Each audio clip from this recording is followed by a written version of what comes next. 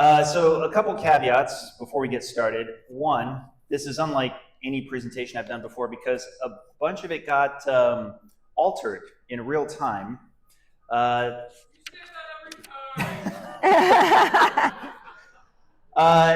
not in the way you might think. There's been quite literally in the last 72 hours a rush of new information that came my way.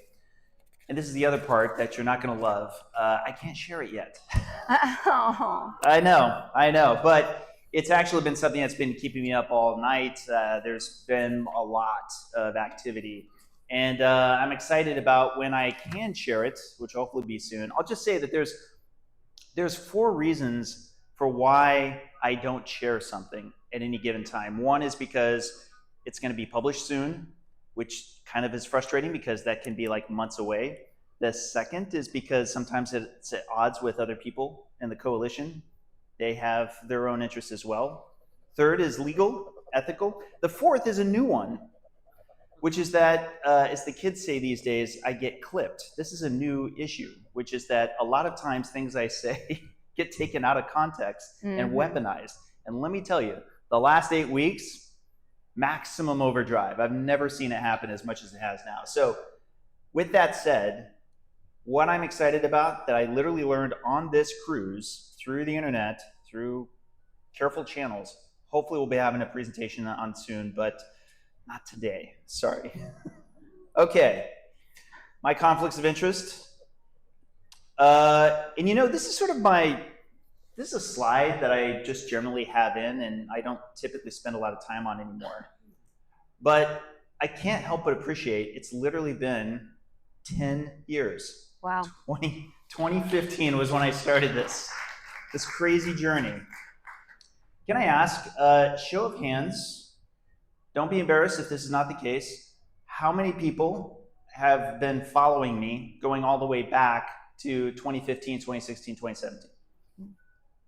Okay, and you guys remember at that time I was doing presentations on my N of 1 experiments, or other people I could rope in, such as at our good friends, the 2 keto dudes, Keto Fest. We actually had a big experiment that was in 2017. I loved, and yeah, quite literally, these experiments are what helped to teach me through my own blood work and through a lot of discipline, along with a lot of help from other people who are chiming in with their own data, the very science that I'm practicing today, which is kind of crazy. Yeah, I became obsessed with lipidology and lipid metabolism, and all of these frequent N of 1 experiments, I miss, if I'm being honest. These days, I do a lot more on the administrative end. And that said, they are bearing fruits, especially this year. Okay, so let's talk about this study. I'm going to give just a quick overview. For those of you who are not familiar, this is what the study is. What we did was I founded the Citizen Science Foundation, which is a public charity for research, and we recruited a whole bunch of participants, specifically 100 individuals who exhibited keto diet-induced LDL cholesterol of 190 milligrams per deciliter or higher, which is very high by current day standards, HDL cholesterol of 60 or higher, and triglycerides of 80 milligrams per deciliter or lower. This is often I refer to as the triad, right? High LDL, high HDL, low triglycerides. Out of curiosity, show of hands, how many people have this triad here in the audience? Yeah, it's very common. And particularly high HDL and low triglycerides tend to be alongside what are typically considered to be good metabolic health. Now, that said, we had further qualifiers, which I don't list on this slide, such as low existing atherosclerotic cardiovascular disease risk factors. For example, you couldn't have had a prior diagnosis of actual heart disease and many other factors, such as being hypertensive and so forth. So they were followed for 1 year. What I mean by this is we literally were flying people to Lundquist, which is our research center who we partnered with to get this done, where they would get a CT angiogram, or CTA. And this is actually a high resolution scan of the heart on one visit, and then a year later would get a second visit. This is for all 100 participants, and therefore we had all 200 scans, which were completed in February of 2024, last year. Now, before I go any further, I want you to always keep one thing at the center of your mind at all times. These CTA scans, the CTA scans themselves are the ultimate source of the data. Don't forget that, because that's the core. The catch is that you and I, we can't just look at them and understand what they mean. They are a very complex set of slides coming from all sorts of directions, and they require some special software to be able to look at them, even just to browse them. So how do we turn them into useful information that we can make use of? Well, there are two general categories. One is what's known as a semi-quantitative analysis. And what you do is you have expert blinded readers, cardiologists, who are trained to actually use this software in order to find and look through and actually come up with a scoring process by which they determine how much plaque is found. And from this, they have a semi-quantitative data set. So now we can actually have values that we can make use of. The second is called a quantitative analysis. And the main mediation here is through, it's computer automated. So sometimes through AI-guided reading, for example, or other means by which there's automation involved. This gives us a quantitative data set. So now I want to take you through the Keto CTA timeline itself. After we recruited all of the participants, what happened next? Well, on August 27, literally a year after I announced the study, we had the 1-year preliminary data, and that was for 64 of the initial scans. I presented that at a different conference at that time. And then finally, on February 8th of 2023, we had all 100 scans, all first visit scans for all of the 100 participants. That was pretty crucial because at that point in time, importantly, this is when I find out that the average age of our cohort is 55.3, so well into middle age. And that's an average, with an average duration on keto of 4.5 years, so nearly half a decade. With a little less than half of detectable plaque in the semi-quantitative analysis, we have a good pool to capture progression. So think about it from this perspective.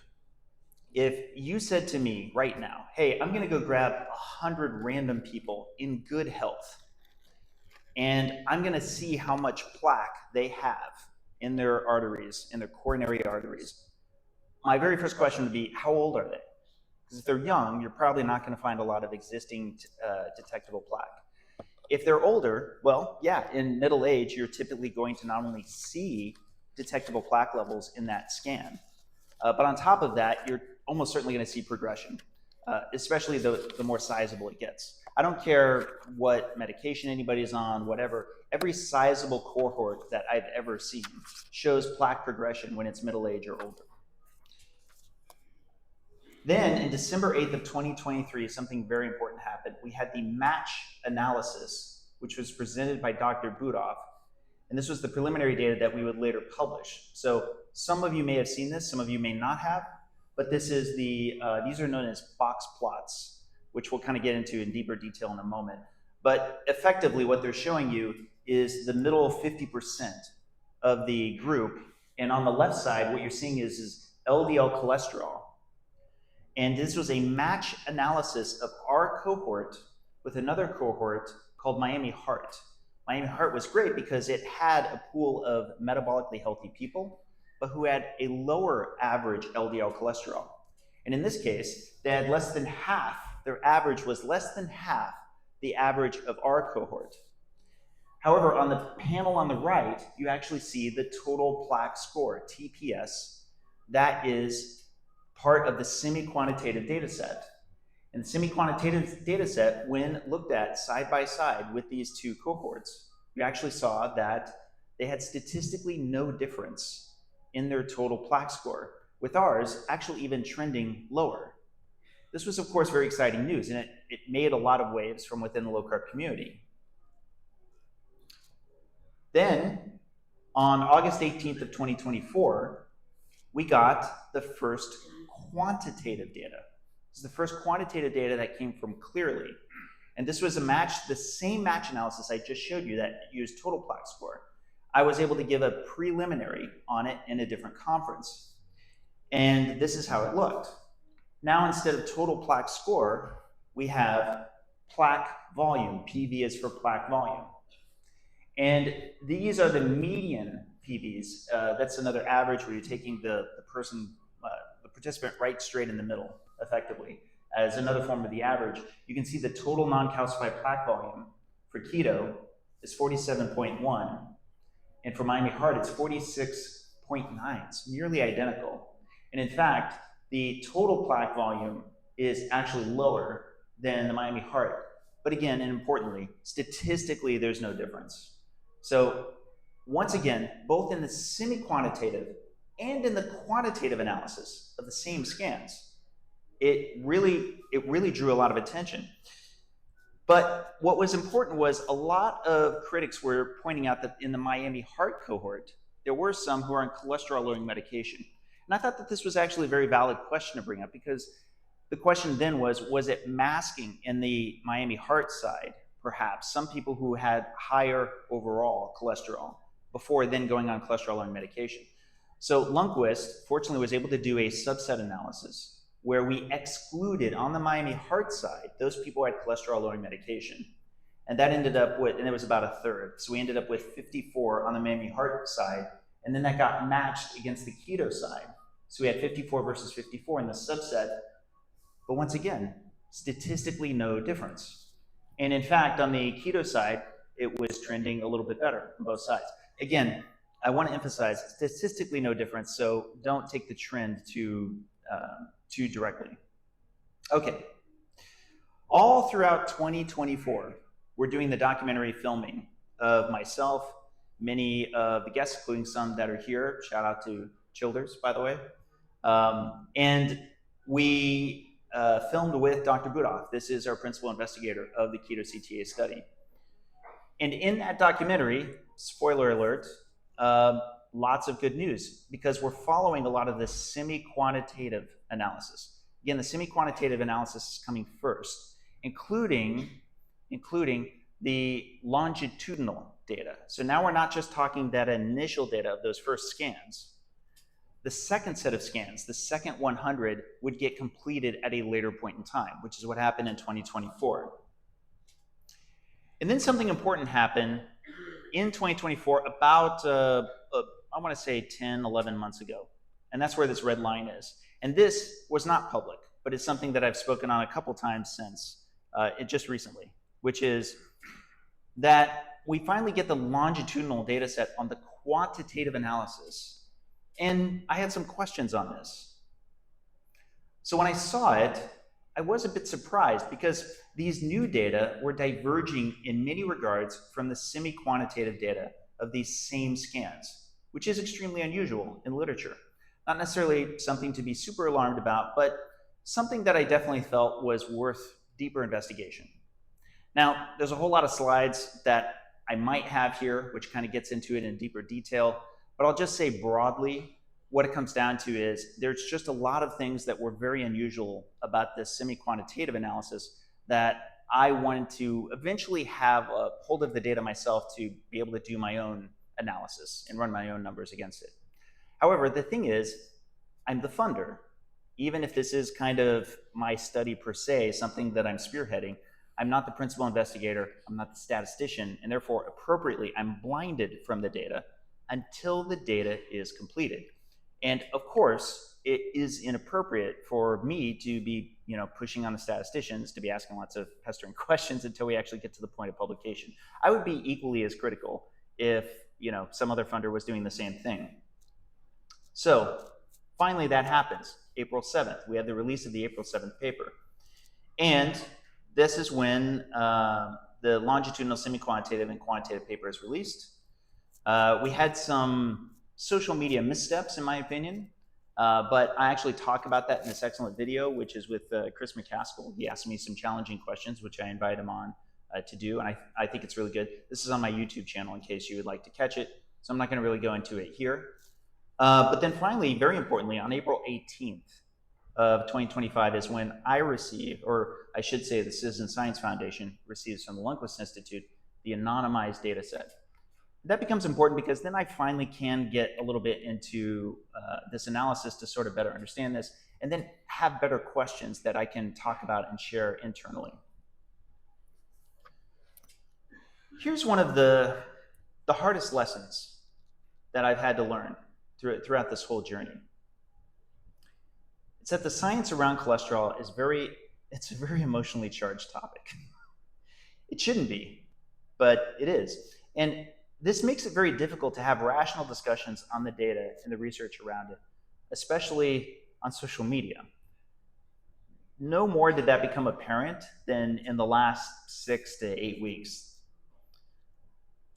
And to be fair to those who were the critics at the time, they felt that there should have been more of a numeric label, for example, on the pre-specified endpoint. And I thought that that was a fair point that they were bringing up. In our methods paper, the pre-specified endpoint is the percent change in non-calcified plaque volume. And while that is shown in figure 1A, and Adrian Sotomoda, who's the first author, would make the case that it's actually even better because you're actually showing all the data points. I do think that it was fair that that was something that we could have included. Now, interestingly though, many of the critics who were pointing to this, with it being in our methods paper, leave out the other part of this, which is that we also had a pre-specified methods for the quantitative analysis, and that's METIS-Q-angio. METIS-Q-angio is a different quantitative method which we're now engaged in, but it just takes more time. So it'll also result in a quantitative analysis like the Clearly analysis I just mentioned, but Clearly can be done quite quickly. So any of the questions that I had with regard to Clearly, well, now we'll also have this quantitative analysis from METIS-Q-angio. But importantly, if somebody is being a critic, and you want to invite that, right? In the case of science, you want to invite critique, then hopefully we're all in agreement that we will be getting our strongest final answer with regard to the quantitative data when we have the pre-specified quantitative analysis, at least with regard to the scope of this exact paper. I can now share with you 10 of the initial 100 scans. And specifically, they started appropriately with the biggest progressors. That is, those people who saw the highest increase in plaque in the Clearly quantitative analysis. So, first, a caveat, which is these data are preliminary. So please note the following data is preliminary and has not yet undergone peer review or final publication, so it should not be considered as conclusive or fully validated. We're once again seeing box plots.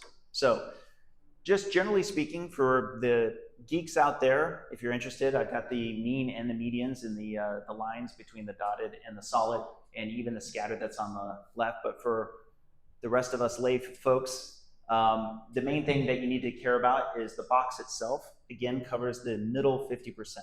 So you can see, as is shown here, the Clearly baseline versus the Clearly follow-up does show a pronounced increase in plaque. Again, not too unexpected for this, especially being the highest progressors. But what does the same distribution show under the Q-angio for these highest 10 progressors? It's actually quite different.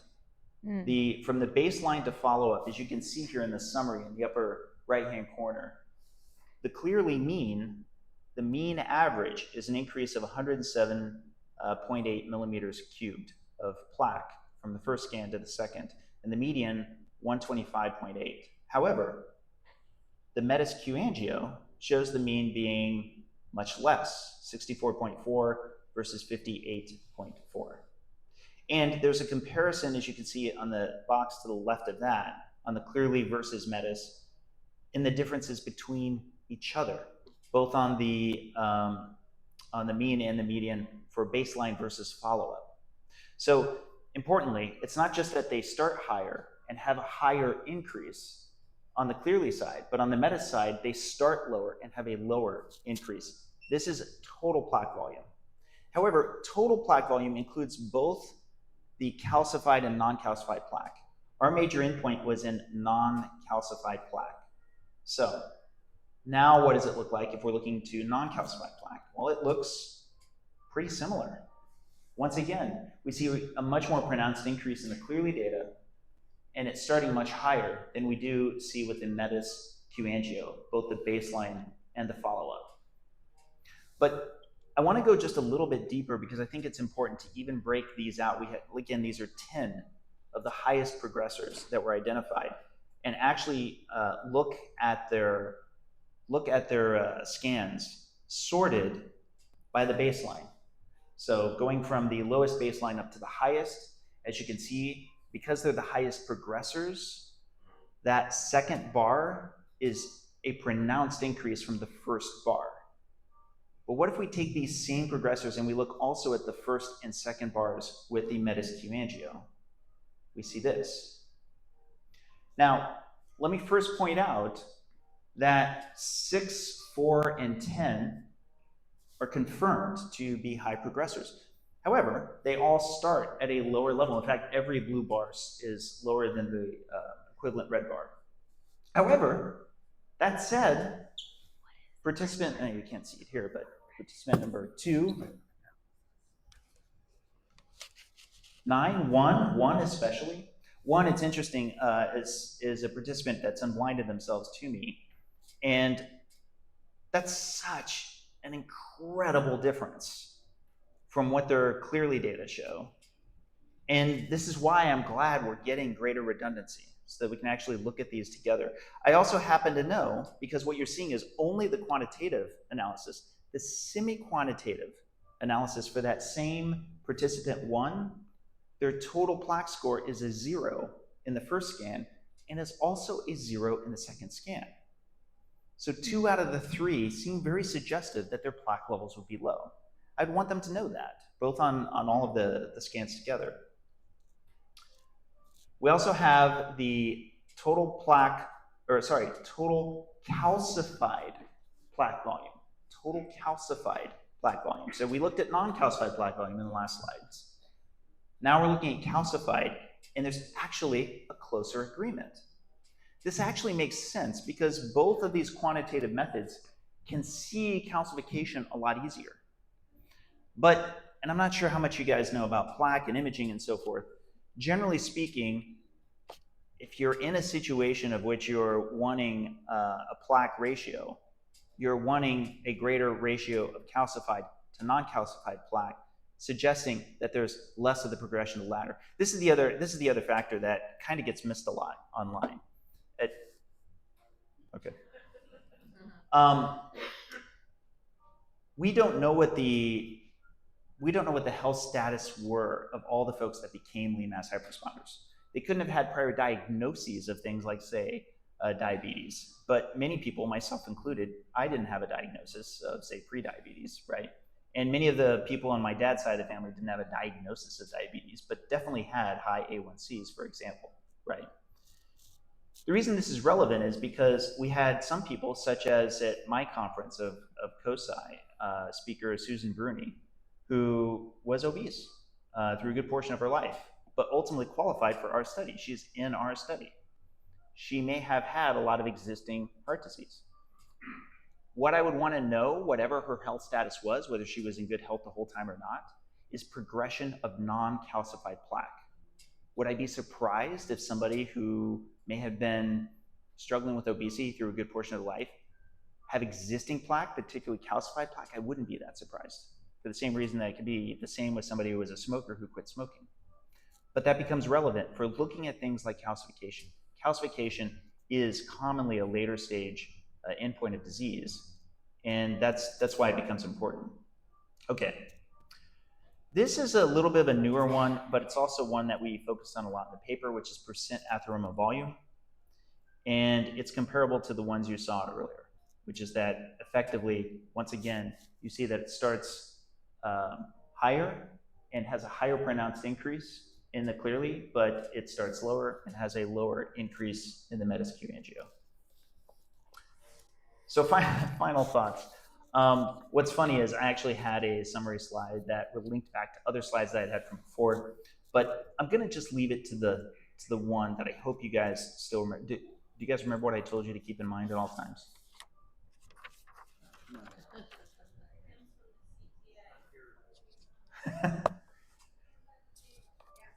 The scans are the scans are the scans, right? Okay, don't forget that at any point in time. So if, for example, we're having some interesting, I guess you could say, discussions with regard to how these scans are measured, the analyses that they yield, right? The good news is we can have redundancy. We can have multiple ways by which we're running these analyses against the same scans. The important thing is that these scans were captured properly, that all 200 visits were at the same center, which I'm happy to say that they were. They were at Lundquist on the same machines, assuming the same calibrations, et cetera. Then we're good. We just need to be able to find out. I want to have more of the information agree with each other. And that's a process that is underway right now. I just want to give a special thanks to all contributors of the Citizen Science Foundation. I can't tell you enough how much this was a massive victory, and not just crowdfunding, of people literally helping us get all the way there to be able to make this study happen, but also in helping to share and make this study a reality by getting the word out to more people. Also to all my amazing co-authors for previous and coming papers, and of course my collaborators, Nick Norwitz and Adrian Sotomoto. Thank you very much.